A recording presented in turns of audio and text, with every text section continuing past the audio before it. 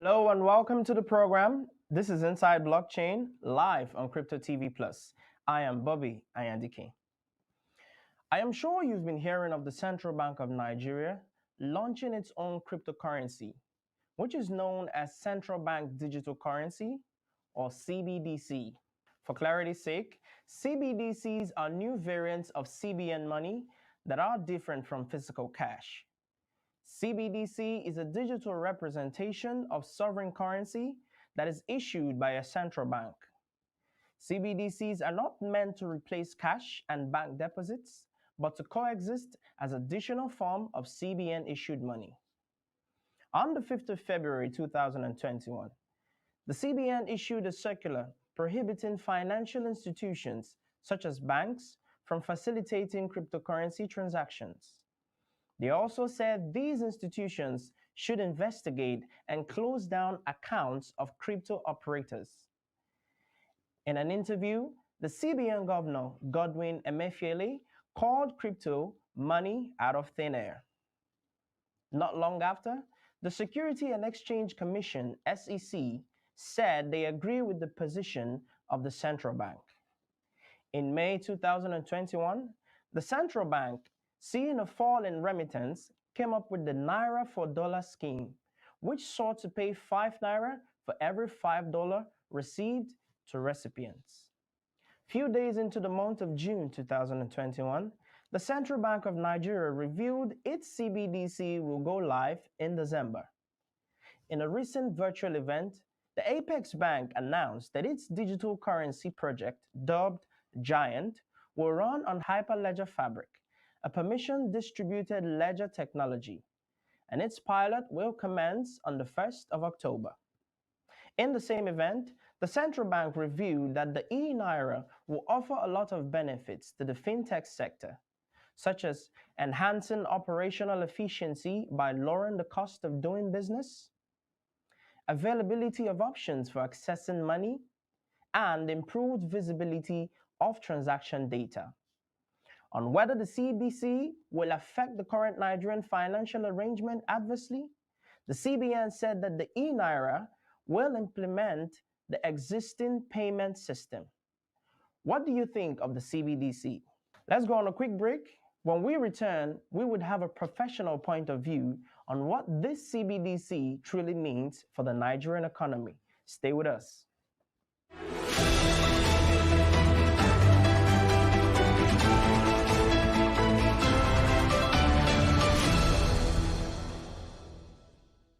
You're welcome back. Right now, I'm joined by Mr. Abayomi Mobolaji Onibudo, founder and CEO of XENDBIT, a decentralized blockchain platform that offers financial services ranging from remittances to online payments, and Lipsoft Limited, a leading innovative ICT company. It is a pleasure to have you on the show, Mr. Bolaji. Thank you. Thank you to have me, Bobby. It's good to be here. Yeah, you're welcome, sir. First of all, let us have your opinion on a clear distinction on what a cryptocurrency is and what a CBDC is. If we look at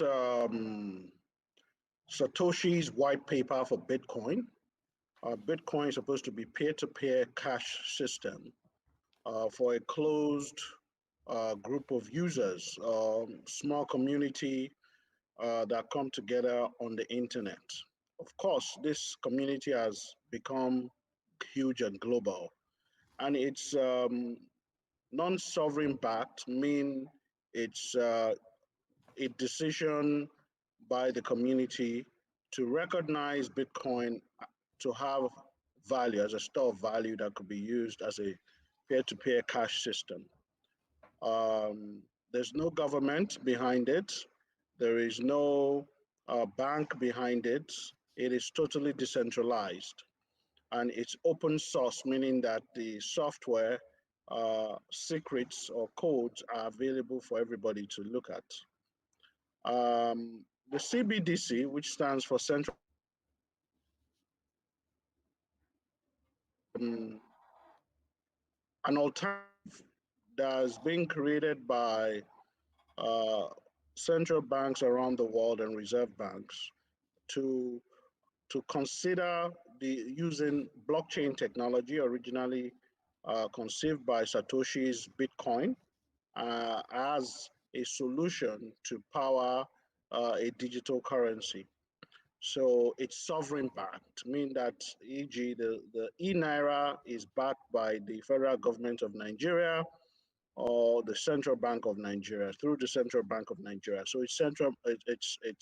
So the rules of using it are similar to that of the traditional naira, the fiat currency naira, so that's the difference really from a high level perspective. Okay. I appreciate the feedback. Now, another question that is very essential for us to examine is, what will this transition to a dual currency do for the Nigerian economy?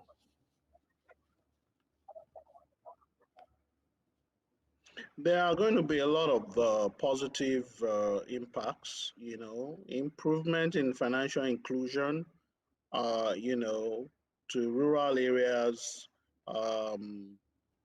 You're going to see efficiency across the bullion fund and vault storage of fiat or traditional naira. And also, from a planning perspective from CBN, auditing and tracing, all of that will become easier to do. And of course, transaction costs should go down. Settlement time also should be near to zero within participating financial institutions. Those are some of the high-level advantages that you can see. Okay, sir. Another question that is very necessary for us to understand is, the CBDC is built on Hyperledger Fabric, a permissions digital ledger. Can you help us understand this new technology behind the CBDC and what it holds for the eNaira? Yeah, the Hyperledger Fabric is a software that was given rise to by a consortium of big tech companies like IBM, Oracle, and Co. To create an enterprise grade of the Ethereum blockchain. So many of its makeup are very, very similar to that of Ethereum. You have Solidity programming in there for smart contracts. Of course, you have consensus algorithms and mechanisms that's different from the traditional Ethereum. Of course, you have multiple nodes can join the network, but it is permissioned. You cannot just join like the regular Ethereum public or permissionless blockchain. Of course, there are also other bells and whistles for control, administration, modules, and so on, to make it more enterprise grade, because both Bitcoin and Ethereum are just sort of bare bones, right? No frills, no bells and whistles. What you see is what you get, because nobody's totally responsible for it. It's open source. So the Hyperledger obviously would be a preferred um, solution because it has all the backing of the big tech companies. And actually, it's not the first time the federal government of Nigeria went back on a blockchain project. I personally was involved with a blockchain project with an Hyperledger variant by Oracle Corporation, which is known as the Oracle Blockchain Service for the Nigerian Customs, to automate their excise trade department. So this is the preferred blockchain for most governments and also financial institutions, really. Another question that is very significant. In a recent interview with the central bank governor, he reviewed that the CBDC will have a flag off on the 1st of October, and the project will launch mainnet in December. Now, do you think there's a significance on the program launching on the 1st of October? So I'm not sure what's backing that decision to launch on the 1st of October. Perhaps they want to have some early trials before December, pilots, and sort of, identify any issues and close them out before the main launch in December, which is typical of software projects when you think about it. So, it's fine. Whenever they're ready, they're ready. It's better to get it right eventually, and or just to rush and make a lot of errors. Let us go on a quick break. When we return, we'll have a clearer understanding of the impact of the CBDC on the Nigerian economy. We'll still have Mr. Bolaji here with us. Stay tuned.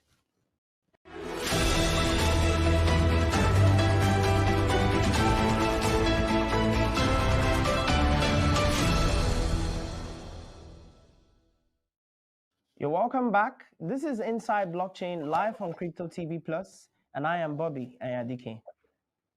We still have here with us a seasoned industry professional, Mr. Bolaji, the CEO and co-founder of XENDBIT and Lipsoft. Before we went on a break, we were discussing on the impact of the CBN's E-Naira on the Nigerian economy. Now, Mr. Bolaji, this particular question is very, very essential because it sort of sums up the entirety of our discussion for today. Now, what do you think will be the effect of the CBDC on the Nigerian economy? I mean, we should see some. We'll see some positive impact. As you know, the central bank for more than about 10 years now has been the main advocate and driver of cashless economy. And ever since, most of the economy has embarked on cashless economy, we've seen significant impact on the economy in terms of monetary flow and how quickly transactions are being done, trade and commerce, efficiencies and things like that, cost savings.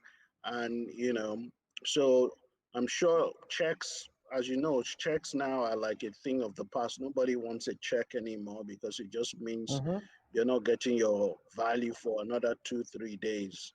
So everybody is now more keen on alert, and SMS alerts and things like that, mobile banking payments. So you will see better efficiencies now to go with the financial service providers and operators. And also, of course, as I mentioned earlier, financial inclusion for the rural areas and all the underserved population and the unbanked and the underbanked. So yeah, it will be positive, but it will also create a lot of awareness for cryptocurrencies and because we're just in that realm of digital currency, and the world will move to it eventually. Now, citing from a document, now one of the benefits of the CBDC, according to the CBN, is new service providers and non-bank players. I don't know if you can assist us in shedding more light on what that particular benefit, what it means for the Nigerian economy. New service providers and non-bank. I mean, it's mainly, I believe, payment service providers, fintechs, and things like that. Which they've gotten a good foothold into financial services. As we know, we have quite a few, a couple or a few unicorns like InterSwitch, Paga, and Flutterwave. So there'll be, more like that. And of course, we have the crypto exchanges who hopefully should come into the limelight. And as long as the CBN obviously invites them, and everybody can come to the table with clean hands, being transparent and meeting all the financial requirements in terms of anti-money laundering, adherence, and and also ensuring that people have KYC and so on and so forth. So I mean, this is here to stay, and it's the way to go. I agree with you on that, sir. Just like the saying goes, whoever comes with equity must come with clean hands. Speaking of Nigerian exchanges, now the question goes thus: do you think there will be a massive adoption of the eNaira in contrast to the already existing cryptocurrencies? Oh, yes, there'll be an adoption, clearly. To what extent, I do not know. But within the crypto community, I think it will help in terms of settlements, having not rely so much on bank transfers and so on. Uh, and I think equally in the traditional commerce and trade and commerce, you should also see similar adoption from a global transactions to do can have access to the eNaira and conduct their transactions easily, or their trade or their business. So there will be significant adoption, as I imagine. So, but we do not know to what extent it will go, and it will take some time also for it to be more universal. That's quite interesting. So to wrap it up, I have just one more question. In contrast, the already existing cryptocurrencies and this new CBDC, what do you think the CBDC will hold going forward? I mean, it really depends on to what extent the CBDC's eNaira is going to entail. I would expect that they would also touch on decentralized finance. So to help, for instance, the unbanked have access to financial services like savings, insurance, and so on, and credit. So we can if we can hope they would encompass all of the offering of blockchain technology and DeFi, we can see quite a lot of adoption. And but if that is slow, people might tend to use more cryptocurrency in the meantime, and then begin to look for services that are of DeFi orientations for eNaira. Um, Other than that, it's just going to be for normal everyday transactions, which a lot of people might do with their banks as it is. They might not want to change their modes of doing transactions. So but definitely the eNaira is going to create a lot more awareness for cryptocurrencies, because it will draw the question, oh, that this must really be a way to go. So that's definitely going to happen. All right, Mr. Mobolaji, we really appreciate you on the show. Um, we really appreciate your very candid and resourceful insights on the topic at hand. Thank you. Thank you, Bobby. Thank you. It's glad to Do be have a here. wonderful day, sir. Bye. And that will be all on today's program. You can get more market updates and all the happenings captured You, within the world of blockchain you and crypto.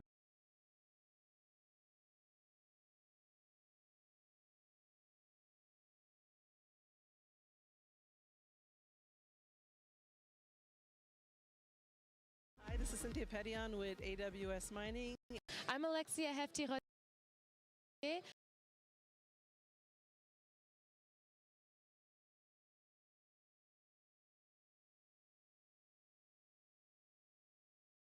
Plus. Crypto TV Plus. Stay tuned.